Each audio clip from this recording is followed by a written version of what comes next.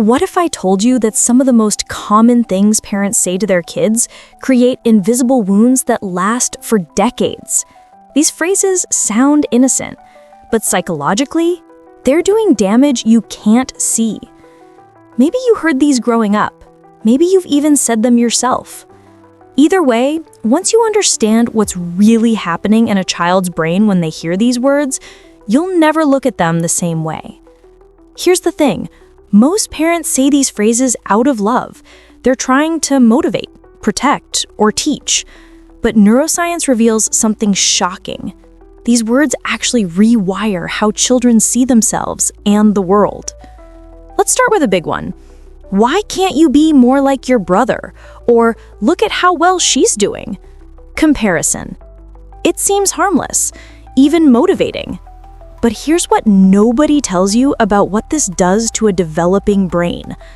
A study found that children who are frequently compared to siblings or peers show 64% higher rates of anxiety and 47% lower self-esteem in adulthood. Think about that. One casual comparison can echo for 30 years. If this is hitting home, subscribe to Psychology 106. We have 126 people learning about the hidden patterns that shape our minds. Hit subscribe. What I'm about to reveal gets deeper. Number 2, stop crying, or big boys don't cry. This phrase teaches emotional suppression, and when children learn that their feelings are wrong or shameful, they don't just stop crying. They stop trusting their own emotional experience. Research from the University of Michigan shows that emotional invalidation in childhood leads to a 73% increase in alexithymia, the inability to identify and express emotions. That's not just sadness. That's a lifetime of confusion about what you're actually feeling. Number 3, you're so smart, or you're naturally talented. Wait, isn't praise good? Here's the psychological trap. When you praise the trait instead of the effort, you create what Stanford psychologist Carol Dweck calls a fixed mindset. Kids praised for being smart avoid challenges because failure threatens their identity. But kids praised for working hard, they embrace challenges. One phrase creates fragility, the other creates resilience. Number 4, I'm so disappointed in you. Disappointment implies the child has fundamentally failed you, and children interpret this as, my worth depends on your approval. That's how people-pleasing and perfectionism are born. Number 5, stop being so sensitive. This invalidates a child's emotional reality. You're essentially telling them, your feelings are wrong. And when feelings are consistently dismissed, children learn to second-guess their own perceptions. A Yale study found that children whose emotions are regularly invalidated show 58% higher rates of anxiety disorders and difficulty setting boundaries in adult relationships. Your sensitivity isn't a flaw.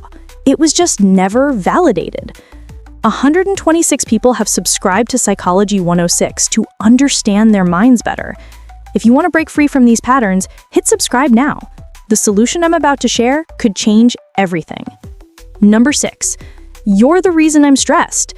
This places adult emotional responsibility on a child, and children aren't equipped to handle that burden. What gets created? Guilt, hypervigilance, and the constant need to manage other people's emotions. Number 7, I do everything for you. This phrase creates obligation-based relationships instead of love-based ones. Children learn, I owe my parents my happiness, my choices, my life. That's not connection, that's emotional debt. Number 8, you'll never amount to anything, or any variation predicting failure. These statements become internal scripts. A child's developing prefrontal cortex takes these predictions as facts, and the brain works to prove them right. Number 9, because I said so. While boundaries are important, this phrase shuts down critical thinking. Children need to understand why to develop reasoning skills. Without it, they either become blindly obedient or rebellious. Rarely do they ever develop healthy questioning. Number 10, it's not that big of a deal. Minimizing a child's problems teaches them their concerns don't matter. And when you feel dismissed as a child, you learn to dismiss yourself as an adult. Your problems always feel not big enough to address.